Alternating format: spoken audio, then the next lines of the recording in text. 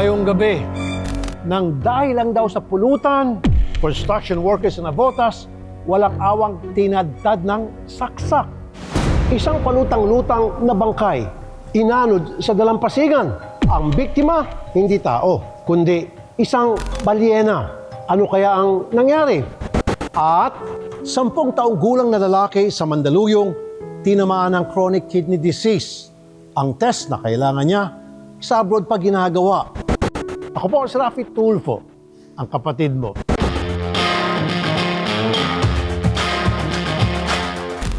Mula Samar, lumuwas ang construction worker na si Edgardo kasama ang kanyang pamilya.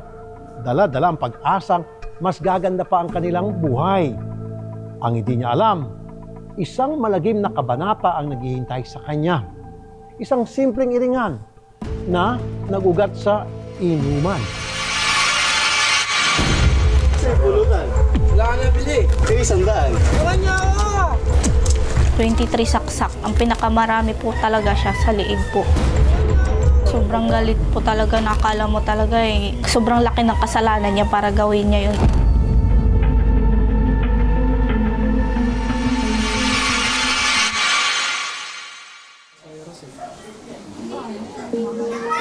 Ganoon na lang ang hinagpis ng mga kaanak sa karumal-dumal na sinapit ng kanilang padre de pamilya na si Edgardo, 55 years old, isang construction worker sa Navotas. Pasintabi po sa mga naghapunan sa mga oras na ito. Daig pa niya ang karning kinatay sa dami ng saksak sa katawan, pati muka, duguan.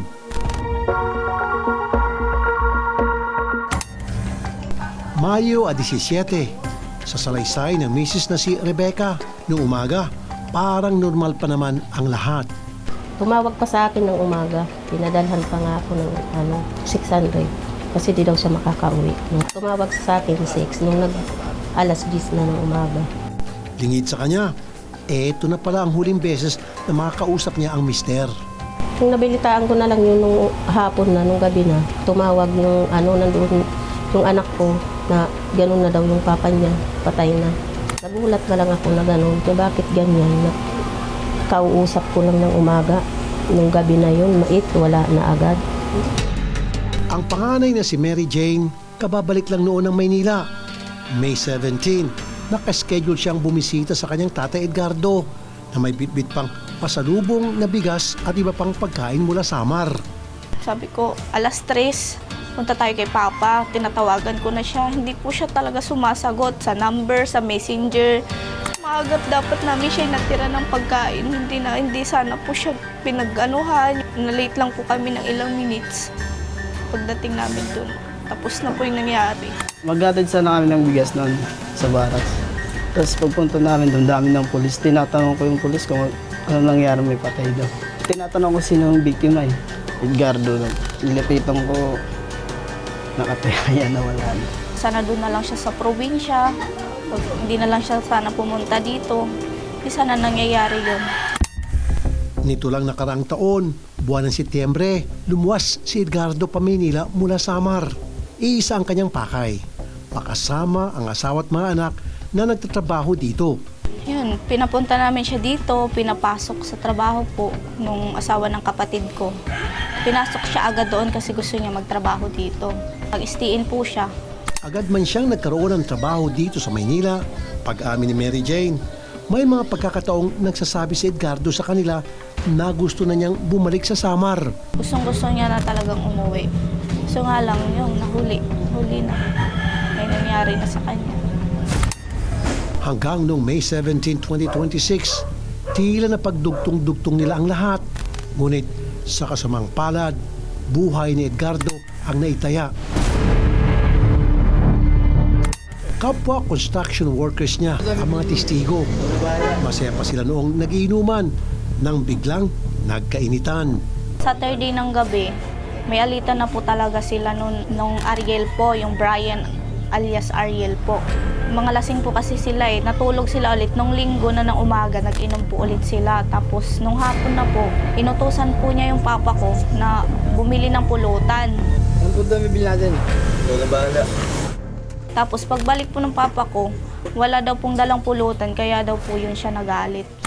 Wala kang nabili. Eh, 100. Tulungan niyo ako! Tapos nung nakatalikod na po yung papa ko, tapos pinagsasaksak niya na daw po. Tulungan niyo ako! Tulungan niyo ako!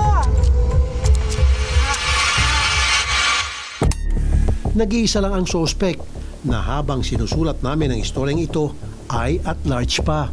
Yung asawa ng biktima natin, yung naging ating nominal complainant. And we have 3 witnesses at nag-file tayo ng kaso noong May 19 ng murder sa Office of the Prosecutor ng Navotas City. Sigaw ng naiwang pamilya ni Edgardo, hustisya. Sumuko na siya. Pagbayaran niya yung ginawa niya sa papa ko. Sobrang hirap eh. Yung malaya siya, harapin niya yung ginawa niya. Makonsensya naman niya sa ginawa niya sa papa ko eh. Kasi matanda na yung papa ko eh. Sino ba talaga ang pumatay kay Edgardo? Ang sagot at ang aming aksyon sa pagbabalik ng kapatid mo.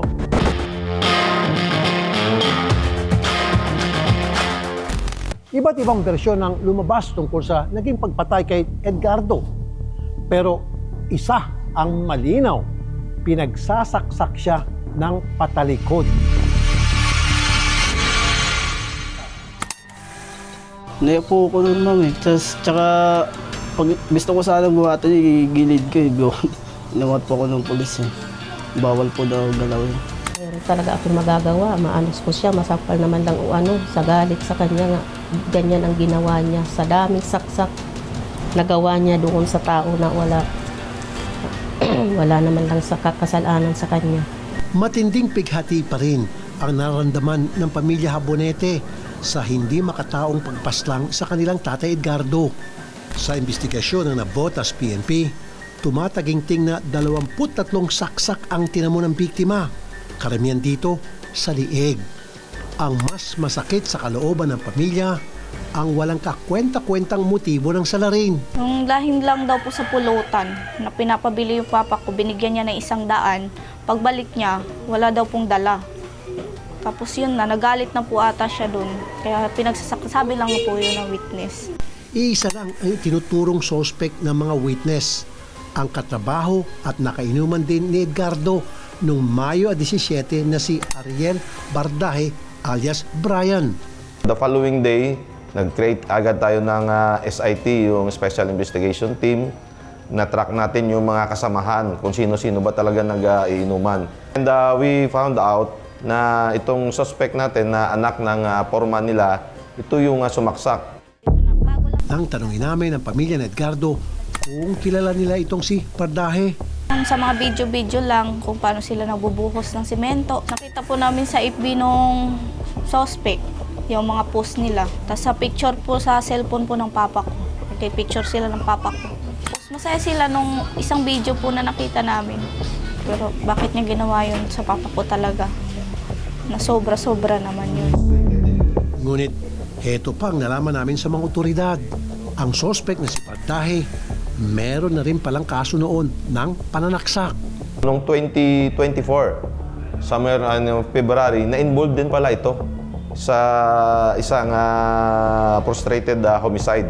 Pero na-dismiss na yung kaso. Yung kaso niya na lang na sa amin, ito ngayon yung aming hinahabol. Hopefully, makuha namin yung location nitong ating suspect. Hindi po namin maiisip na gagawin niya yun. Nung nalaman namin yung background po ng suspect, gagawin niya yun kasi sanay na po siya.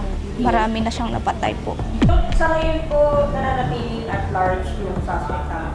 Yes po, ongoing yung aming tracker team na minomonitor ito.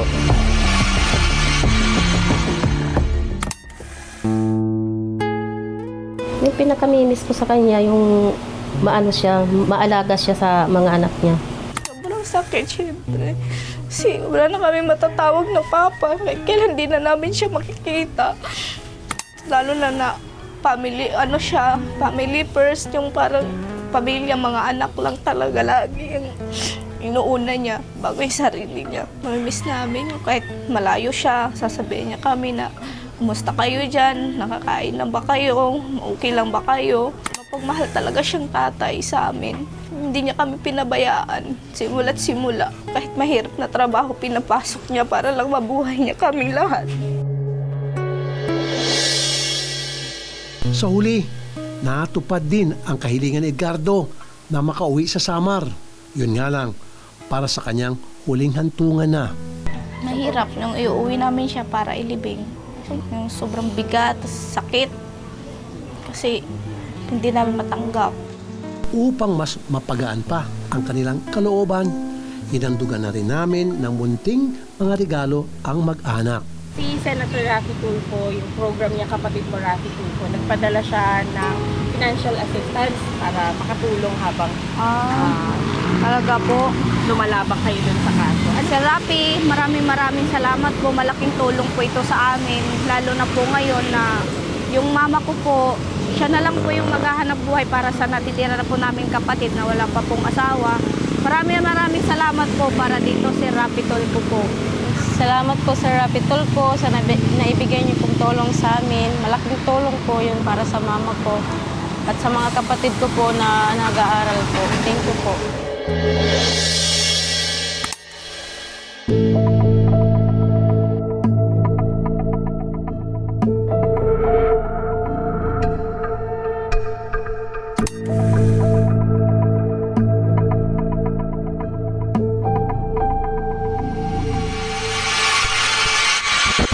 Susunod, isa pang kaso ng nasawi ang ating inaksyonan. Sa pagkakataong ito, isa namang balyena sa pagbabalik yan ng kapatid mo.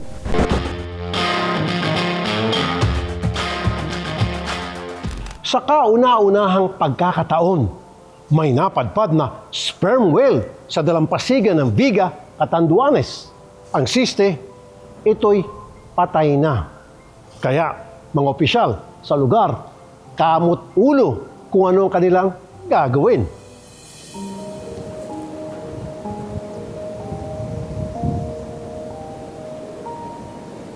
Abril 29 ng umaga, isang pambihirang nilalang ang tumambad sa dalampasigan ng isang tahimik na barangay sa Viga, Catanduanes. Napakalaki at halos ngayon lang ito nakita sa kanilang lugar. Ang tawag dito, sperm whale, na kadalasang nasa malalim na bahagi ng karagatan at hindi sa pampang. Bago yan, may nakakita pang residente na inaanod-anod ito sa kanilang dagat. Ang balina ay nandyan sa medyo malayo pa. Ngayon, may dumaan dyan ma'am na taga rito sa amin. Tapos dinaanan niya kasi nagtaka nga niya siya kung ano daw yung naano ng dagat papunta sa amin, na baka kung ano nga daw yun na makikita nila. Ang sabi nga daw nila, kayamanan. Ngayon, hindi na sila nakalapit kasi nung nakita nila na balina nga na mabaho na, hindi na sila lumapit doon sa balina. Ang ilan, hindi na iwasang mabahala. Pag ganyan daw po, pag may napadpa daw sa ibang lugar na ganyan, kasi ano daw yun, malas po. Yun, ganun lang po yung naririnig ko po. Malas daw yun po. Sabi-sabi lang ng matatanda. Natakot nga, tapos sabi namin, paano kaya yun? Bakit nakarating yan dito? Sa katagalan ng panahon, 70 years old na ako nung November 18, di pa ako nakakita ng ganun isda. Di ko pa nalaman na pinadpad yan dito. Ngayon lang, sabi ko, katakataka. Sabi daw, baka ano na ba daw darating naman sa atin ng mga masamang panahon, ganyan. Sabi naman namin, bahala na ang Panginoon sa atin. Dahil kung may bagyo, talagang delikado ang lugar namin. Sa kabila ng lahat ng haka-haka, may isang bagay na nangangailangan ng ora mismong aksyon. Ang balyena kasi, patay na pala at umalingasaw pa.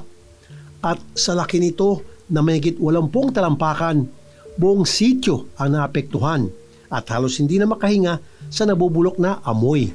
Nag-high tide na, yung balyena po, nandito na sa amin sa gilid. Ang ginawa namin nung kagawad kong isa, ni Dennis Tenoria, pinuntahan namin yung balyena, sperm whale.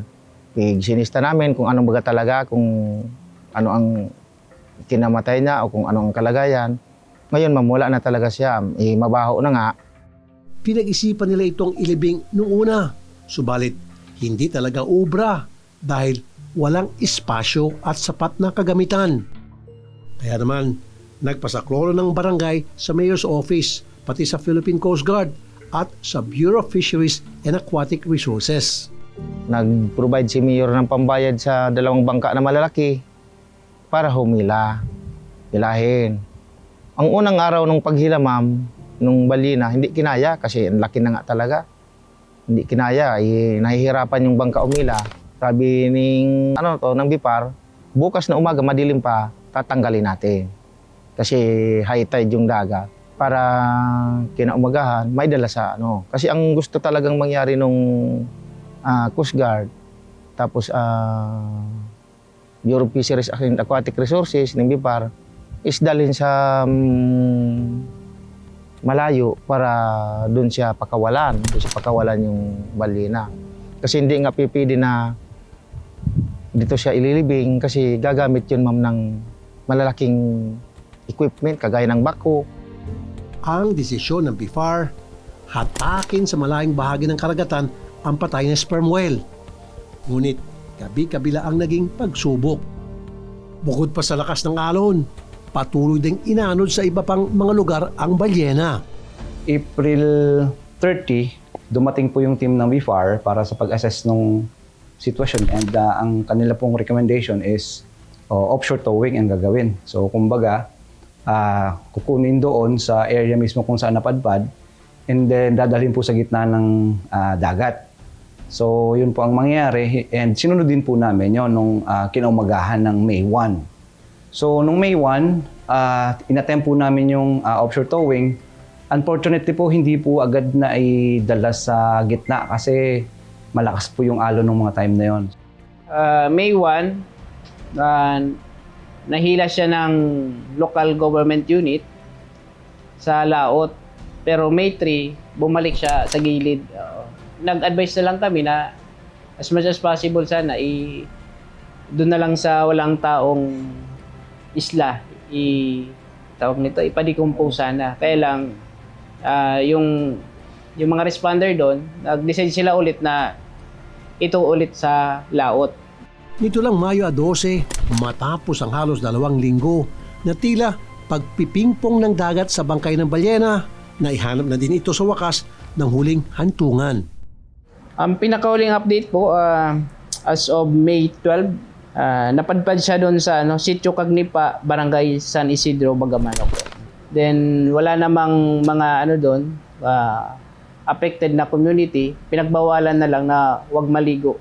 Sinubukan namin alamin kung ano ang cause of death ng nasabing balyena. Subalit, Base sa aming obserbasyon, kasi nasa state of decomposition na yung carcass ng sperm whale. At that time na napadpad doon sa gilid. Hindi namin siya madetermina. based sa International Whaling Commission sa Marine Mammal Commission, ilan sa mga pangunahing dahilan kaya napapadpad sa mga beach ang sperm whale ay dahil sa sakit, injury, katandaan o ingay ng kapaligiran. Dahil entirely acoustic o sensitive sa mga ingay ang balyenang ito. Hindi rin mayalis na posibleng dahil ito sa polusyon sa dagat. Pero isa lang ang sigurado, hindi ito senyales ng nakakaambang na kamalasan. Sa amin naman, hindi kami naniniwala na may kakibat na pamahain yung insidente nangyari. Dahil ito ay gawa ng kalikasan. Natural occurrence po. Ngunit maaaring isa rin itong paalala para sa lahat na mas alagaan pa natin ang kalikasan. Susunod, 10 taong gulang na lalaki sa Mandaluyong may chronic kidney disease. Ang buong pamilya niya nananawagan na ng tulong.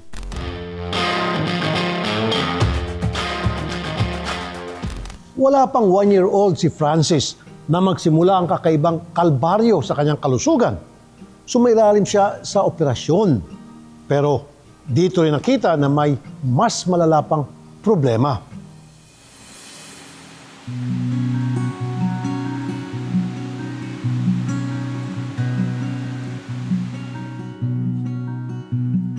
mahilig maglaro, masipag mag-aral. Sa unang tingin, mukhang malusog ang 10 taong gulang na si Francis Gabriel o Gab para sa kanyang pamilya. Wala rin namang problema nung isilang siya ng kanyang Mami Juna. Nung pinagbubuntis ko po siya, kumpleto naman po yung ano namin, yung vitamins ko. Tapos po, nung pinanganak ko po siya, cesarean po siya. Kumpleto naman yung buwan. Pero ilang buwan pa lamang mula nang ipinanganak, may napansin ang kanyang mga magulang. Napansin namin na meron siyang luslos. Tapos, ayun po, pina-check up namin sa isang volunteer doctor. Ang sabi po niya, hayaan nyo lang na mag-1 taon siya. Kasi usually po, bumabalik naman daw yun. Pag 1 taon, nagno-normalize naman po yun. So, hinayaan lang namin, hinihilot-hilot lang po namin yun. Tapos, nung pag hinihilot namin siya, bumabalik naman siya sa dati. At pagtungtong ni Gab ng 1 taong gulang, iniiyakan niya na ito. Saktong Pasko, December 25 ng gabi, umiiyak na siya. Tapos sabi niya, Mama, hindi po ako makaihi. So, sinungod ko po siya sa MCMC para po ma-check nga kung bakit siya umiiyak at di na makaihi. Nung dinala ko po siya doon, sabi, sumuka po ba? Ay sabi ko, hindi naman po. Pero maya-maya po, sumuka na siya. Nung sumuka na po siya, sabi po, ay nako, sinyalis na yan na dapat maoperahan siya kasi baka mamaya merong ugat na naipit. So, mas delikado po yun. Sa rekomendasyon ng attending physician na tumingin kay Gab, agad siyang itinakbo sa Rizal Medical Center para operahan ang kanyang luslos. Nung nasa surgery na kami, kumalma naman na po siya, nilagyan siya ng yelo, okay na. Naging successful naman, okay naman. Nakabalik na po siya sa ward.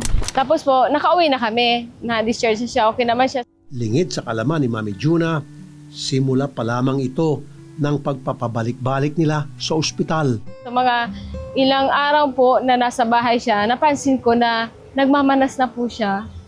Yung mukha niya, yung kamay, yung paa, yung binti niya, talagang tumataba. So ngayon, dinala po namin sa isang doktor niya. Pa-check mo yung ihi niya kasi baka sa kidney niya yan. Nung nakuha namin yung result, yun nga po, positive ang urine niya. Kaya sabi ni Doc, dalhin nyo na yan sa National Kidney kasi kidney nga ang problema. Nang suriin ng bata sa NKTI, ang diagnosis, Na-diagnose siya ng nephrotic syndrome doon sa National Kidney.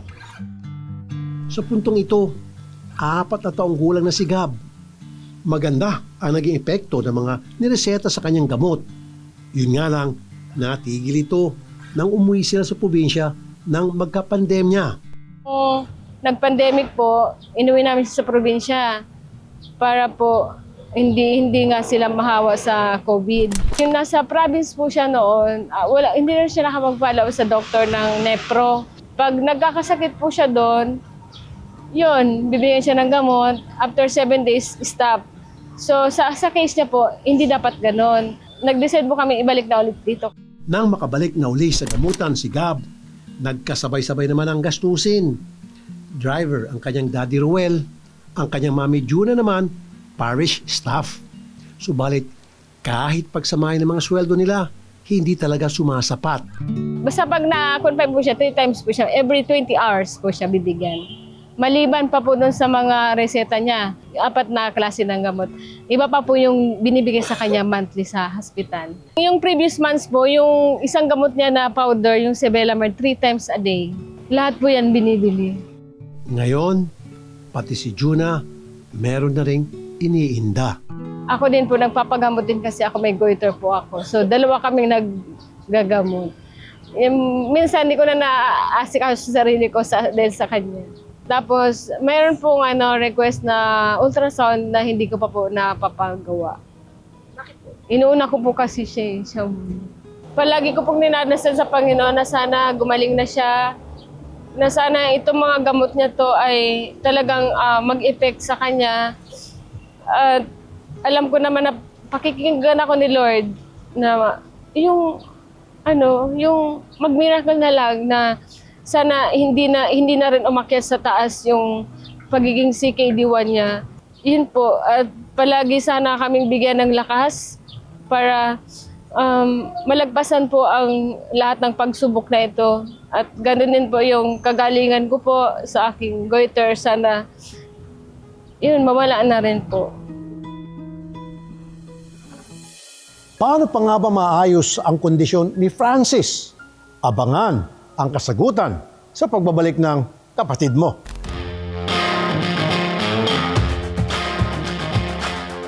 Sa mga paunang pagsusuri kay Francis, lumalabas na matagal na palang kondisyon na iniinda niya. Ngunit ngayon, kakailanganin naman niya ang isang uri ng test na sa ibang bansa pa ginagawa. Lagi ko talagang dinadasal sa Panginoon na sana mawala na yung sakit niya, yung mag-miracle na lang siya, na bigla na lang matunaw, na kinikilim ko na nga, na wala na siyang sakit eh. Isa ito sa mga dahilan kaya nananatiling matapat si Juna sa kanyang trabaho bilang parish staff. Bukod sa pangtustos ng pamilya, araw-araw niya nakikita na merong Diyos na kumikilos para sa kanyang bunsong si Gab, na sa puntong ito, kumpirmado ng may stage 1 chronic kidney disease. So binayopsi po siya. And then may nakita daw po kasing 24 na, hindi ko alam kung ano yun, bilog daw po.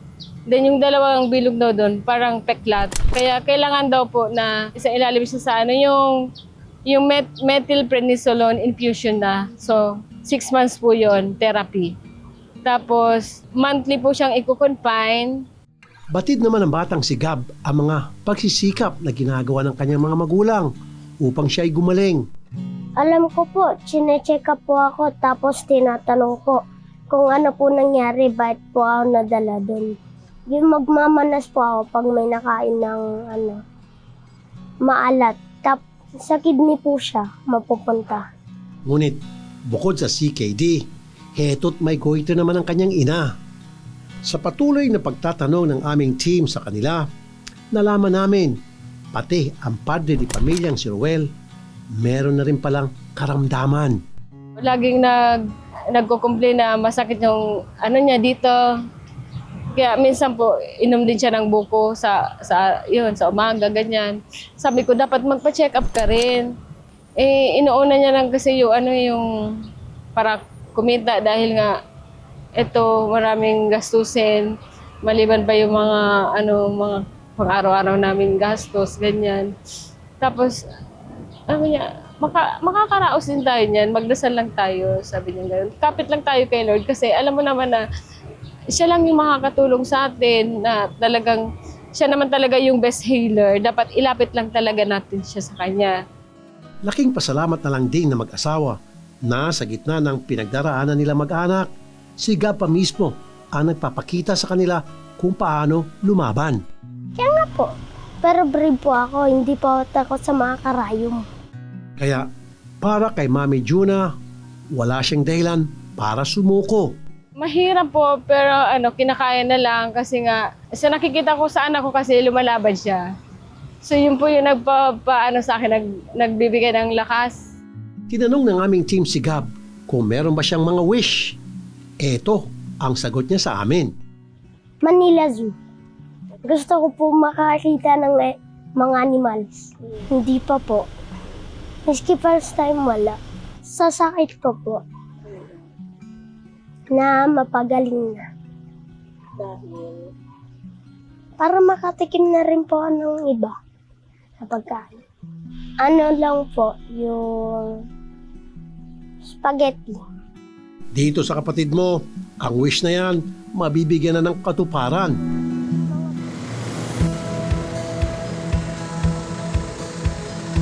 Una sa checklist, ang request niyang spaghetti. Pero siyempre, hindi pwedeng spaghetti lang.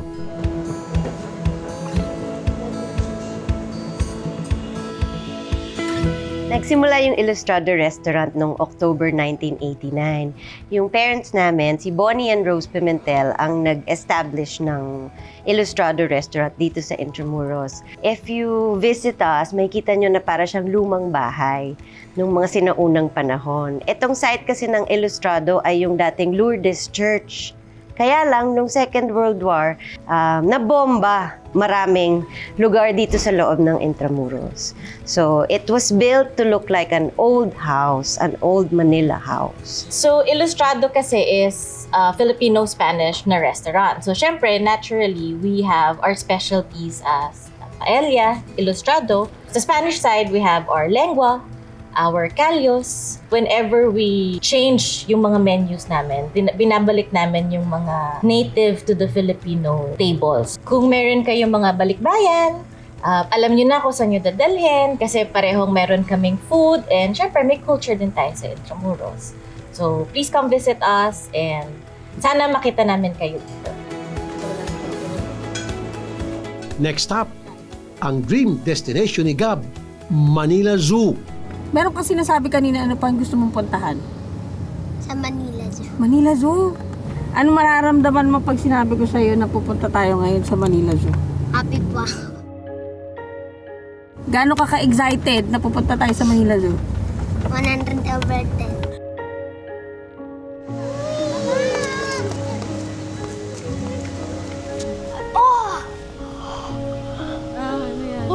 Panay ang post ni Gab kasama mga cute na hayop sa zoo. Kitang-kita na hindi lang sila na mga magulang niya ang nag-enjoy, kundi pati ang dalawang niyang kuya.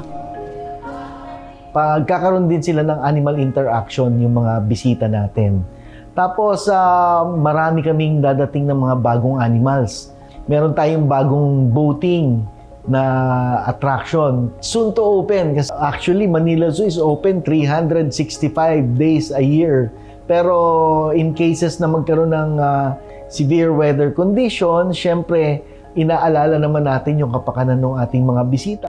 Iniimbitahan namin kayo, samahan nyo kami at magsaya dito sa Manila Zoo. Sa gitna ng tour, bumuhos pa nga ang malakas na ulan. Ngunit para sa kanila, senyalis lamang ito mula sa langit na mas marami pang masasayang araw na darating sa kabila ng mga pagsubok, sa kabila ng limitasyon. Thank you po, Senator Rafi. Nakarating na po ako sa Manila Zoo. Nagpadala rin po si Senator Rafi po ng financial assistance para sa gamutan ni Gab. 10,000 pesos po. Salamat. Para kay Gab. Maraming salamat po. Una-una sa lahat, nagpapasalamat po ako sa ating Panginoong Diyos dahil gumawa po siya ng way para po ay mas maisakatuparan ang mga pangarap ni Gab. Nag-enjoy po kami, sir. Maraming salamat po sa inyong kabutihang loob. Naway patuloy pa po kayong bigyan ng magandang kalusugan, lakas, upang marami pa po kayong matulungan na kagaya namin. Ang pagkamit ng solusyon sa problema sa kalusugan ng pamilya ni Gab, masasabing malayo pa pero malayo na. Tunay na isa itong biyaya na lubos nilang pinagpapasalamat. Hanggang sa susunod na linggo, ako po si Rafi Tulfo, ang kapatid mo.